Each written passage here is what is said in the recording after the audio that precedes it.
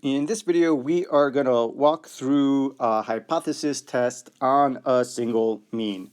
And so the context here is looking at the distribution of SAT math scores for students in the US. And so based on data from 2017, SAT scores for students that took them in the US were approximately normally distributed.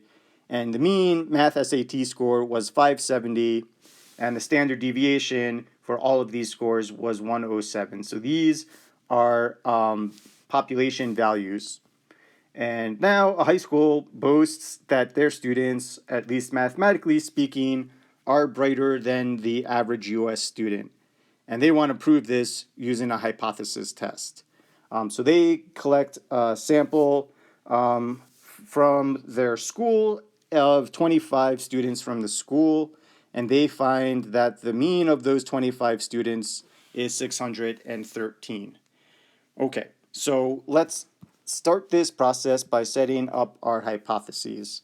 And again, these are going to be claims about a population, in this case, mean. So mu here is denoting the mean SAT score for all students in this school, okay? So the alternative hypothesis is what they're trying to show. So they're trying to show that their mean SAT score is better than the average. So the average SAT score was 570. So in this case, the alternative is that their mean is greater than 570. So in words, if you wanted to explain this to someone who doesn't know what mu is, what they're saying is their students are better than the average.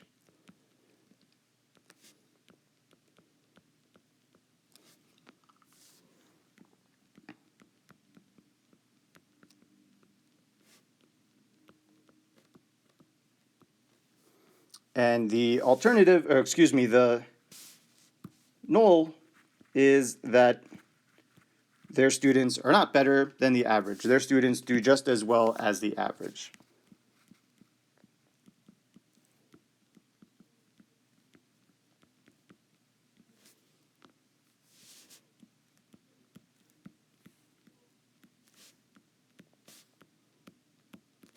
Okay, so they're no better than the national average.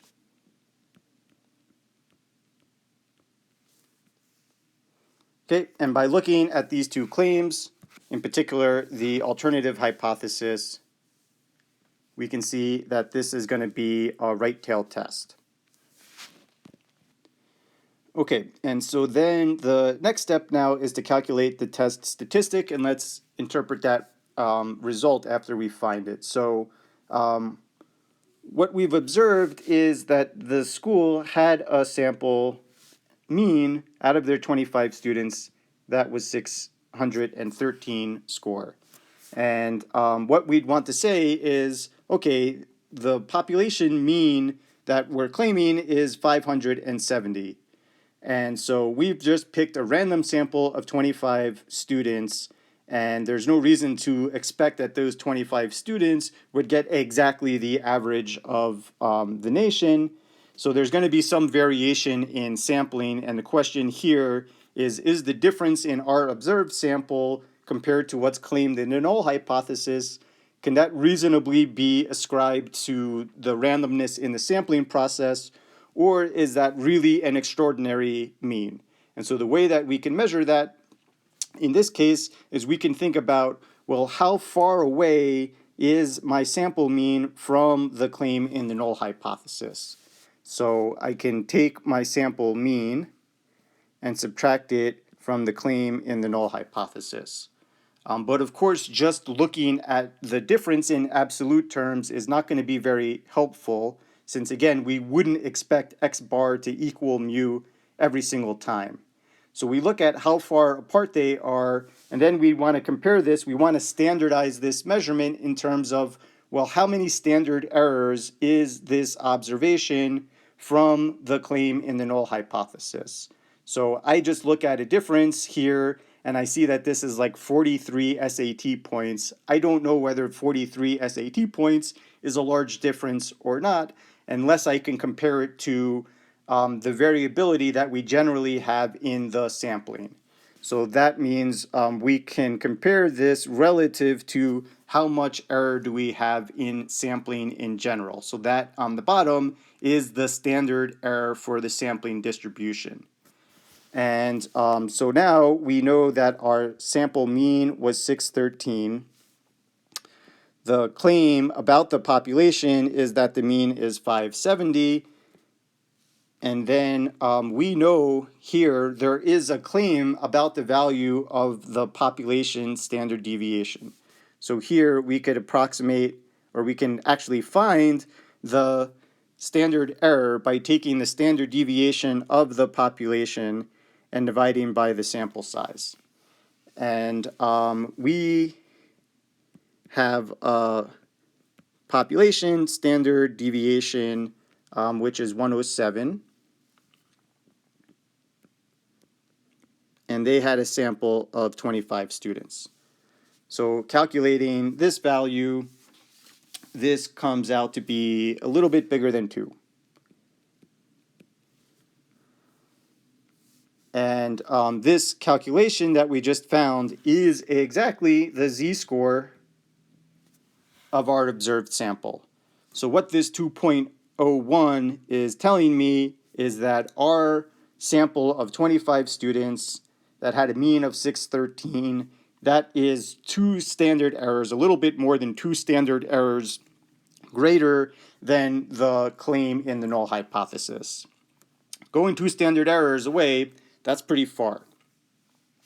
So now we've got our test statistic, and then the p-value is going to attach a measurement, a probability of how likely are we to get this z-score or something even more extreme. So now we've got distribution in the background is kind of this normalized sampling distribution. So we take our sampling distribution, and now we're going to measure things in standardized units. So this normal distribution over here is like the standardized version of a sampling distribution for a mean. So now we're going to center this at 0, not at the 570, because again, we're standardizing everything. And we found a z-score of our value of 2.01. And since this is a right tail test, what we'd want to find is the area after we've standardized this normal distribution. What is the area to the right of a z-score of 2.01? So this you can find using a normal distribution table or using R. So we want to find what's the probability that we would get a z-score as or more extreme than the observed z-score that we got. And using R, right, p-norm is going to give us the area to the left of 2.01. So in other words, it would give us all the stuff over here, but we want this stuff over here. So we could take 1 minus p-norm, and we're using the standard normal distribution, and that gives us a p-value here of 0.0222, round off to 4 decimal places. So that's our p-value. So basically what this is telling us is if this school was indeed just as good as the rest of the nation, then their average for all of their students should be 570 on the SAT, the math SAT. So there would only be about a 2% chance of picking a random sample of 25 students from an average school, and those random 25 students would have a mean that was as large or even larger than the 613 average that they had. Okay, and so now we want to use this p-value as a way of making a conclusion. And so the significance level that is most often chosen in tests is a 5% level. And so if we were using a 5% significance level, then we found a p-value which was 0.0222, and that is indeed less than or equal to a significance level of 5%. So if we use a 5% significance level, then the test would be significant, and here we could say we can reject HO, and we have evidence to support that the school actually is better.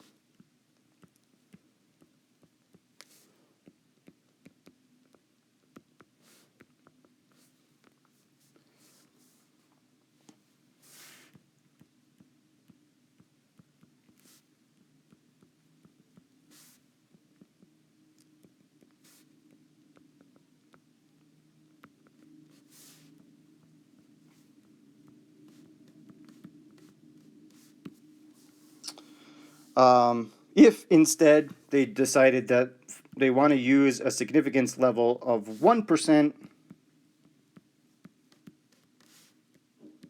then what we can see here is that our p-value, if we were to use a 1% significance level, our p-value would not be small enough to claim a conclusive result there. So if this were the case, then we would say we fail to reject HO,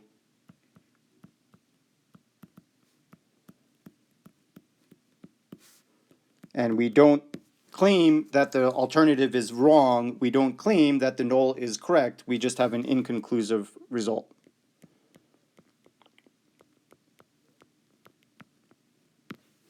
Okay, and so you might be thinking, why would someone choose a 5% significance level versus a 1% significance level? And that's a really good question to ask yourself, and we will uncover kind of more about what does setting the p-value actually tell us about the result of the test.